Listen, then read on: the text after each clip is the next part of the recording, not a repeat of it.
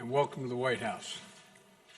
President Moon, it's a real honor to have you here participating in this ceremony today. The strength of the alliance between the United States and the Republic of Korea was born out of the courage, determination, sacrifice, and of the Korean troops fighting shoulder to shoulder with American troops.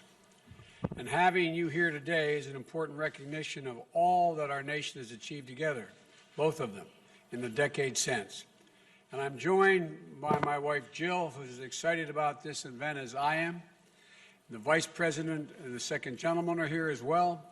Our Secretary of Defense, Vice Chairman of the Joint Chiefs of Staff, the officials of the United States Army, as well as several members of Congress, Representative Ferguson, Representative Crow, and Senator Ernst, because today we are hosting a true American hero and awarding an honor that is long overdue.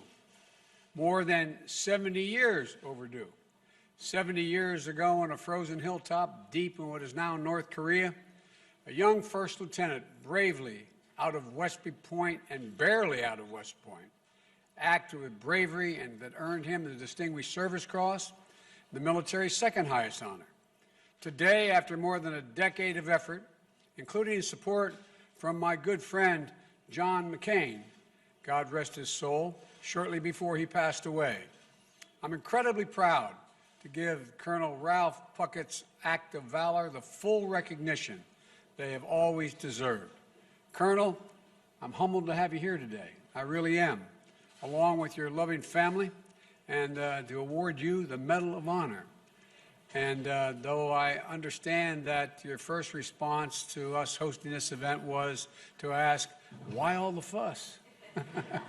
Why all the fuss? Can't they just mail it to me? I was going to make a joke about the post office, but I decided not to do that. Colonel Puckett, after 70 years, rather than mail it to you, I would have walked it to you. You know, your lifetime of service to our nation, as I think deserves a little bit of fuss, a little bit of fuss. You know, when I called to tell the Colonel that I had approved this award, I also spoke to Jeannie. Excuse me for using your first name, but that was my mom's name too. And you and my mom have the same eyes, although you're too young to be my mom. And they've been married for 68 years. We have something else, we have one thing in common. We both married way up. We both married way up. That's exactly right. Well, Jeannie and Ralph actually met while he was recovering from his wounds. They were married 2 years to the day after the battle that we're recognizing him today for his bravery. By the way, you all can sit down, I think. It just dawned on me. Well, I understand why you're standing. I'd be standing too, but Jeannie, it's wonderful to welcome you. And I mean that from the bottom of my heart. Jill and I know firsthand that it's not just the person who wears the uniform who serves. Military families make enormous sacrifices for our nation. So let me add our thanks to you and your life of service as well. I told you earlier that expression by the poet, they also serve only, stand and wait. And you've waited a long, long time under many, many, many circumstances. And that goes to the entire family.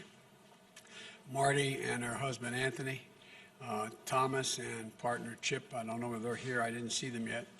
And I know the other daughter, that Jeannie isn't with us anymore. Just like I wish our son Bo were able to be here to see this. He's not with us either. She's here in spirit and represented by her family. And I know she's always in your heart, Colonel, and never leaves.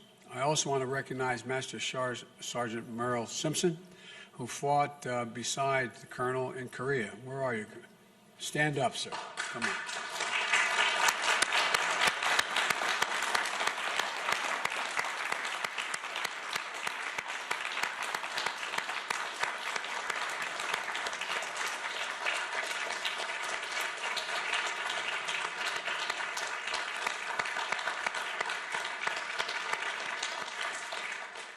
Who made the trip to Washington today to represent all of their fallen brothers from the 8th Army Ranger Company.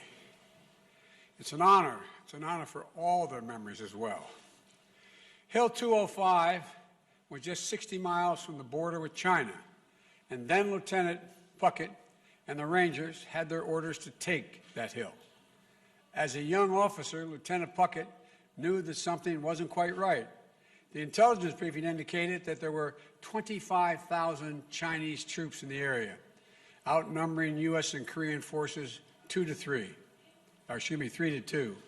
And Lieutenant Puckett, though thought the numbers for the attack didn't align with the basic military doctrine, Lieutenant believed in the fundamentals. It was how he trained his men. It's how he'd handpicked them. Chosen from the ranks of cooks and clerks and mechanics to the first Ranger Company since World War II. Physical conditioning, tactical training, working as a team. Get the basics right, then build from there. But Lieutenant Puckett also believed in being there for the fight. He volunteered for the Army Corps Enlisted Reserve to try to join to fight in World War II. He volunteered to go to Korea instead of the safer posting in Japan.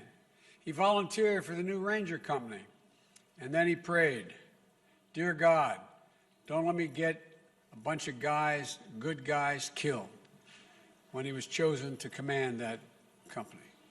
So on the morning of November 25th, 1950, mounted on the decks of the tanks, 51 of Puckett's Rangers and 9 Korean enlisted soldiers set out to take Hill 205. To make their charge, they had to cross about a half a mile of frozen rice paddies under fire. And when the enemy machine gunners slowed the Rangers' advance, Puckett risked his life by running across the area to draw fire that would reveal where the location of the nest. He did it once, he did it again. It took 3 runs, intentionally exposing himself to the enemy to pick off the gunner. Of course, Colonel Puckett had developed a dangerous hobby, as he recounted in his book, of challenging himself to run in front of speeding cars when he was 4 years old.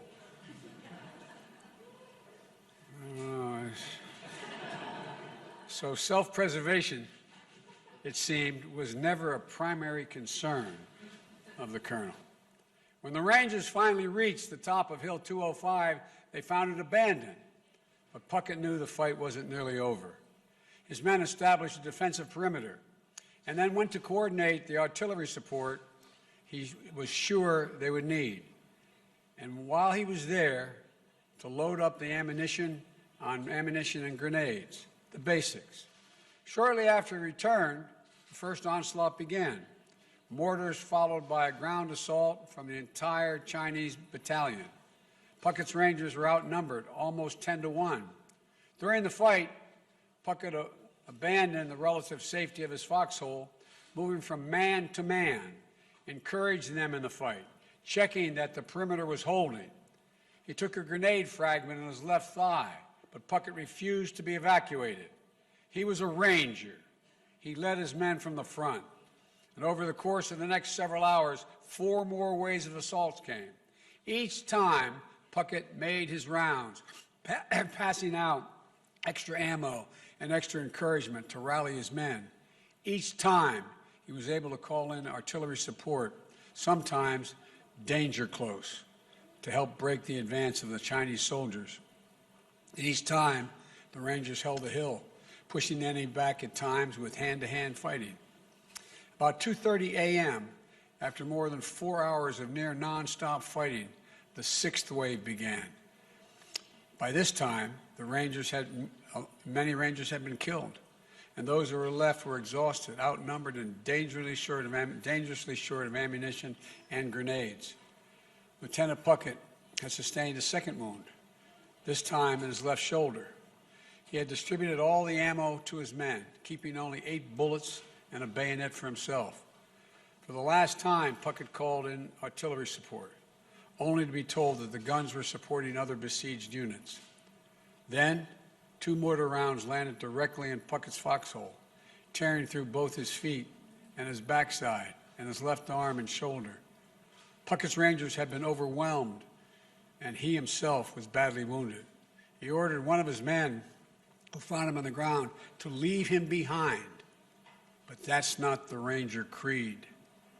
A private ran for help, and soon 2 other Rangers charged back up the hill, fighting off advancing Chinese soldiers, retrieving their commander. They had to drag him down the hill, with Lieutenant Puckett reminding them and himself that he could take the pain. Quote, "I'm a Ranger." Before his men loaded him on a tank to evacuate, Lieutenant Puckett called for one final barrage on Hill 205, and the 8th Army unloaded artillery, while phosphorus on the Rangers' former position. They did not hold the hill, but the Rangers extracted a high price.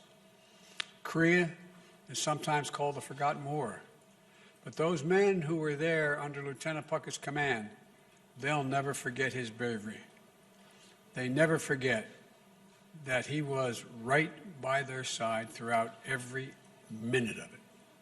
And the people of the Republic of Korea haven't forgotten, as evidenced by the fact that the Prime Minister of Korea is here for this ceremony. I doubt whether this has ever happened before. I can't say that for certain, but I doubt whether it's happened before. The Americans, all Americans, like Ralph Puckett, joined in their fight. And while the enduring partnership between our 2 nations began in war, it has flourished through peace. It's testament, I think, of the extraordinary strength of our alliance. And we're joined today, as I said, by President Moon.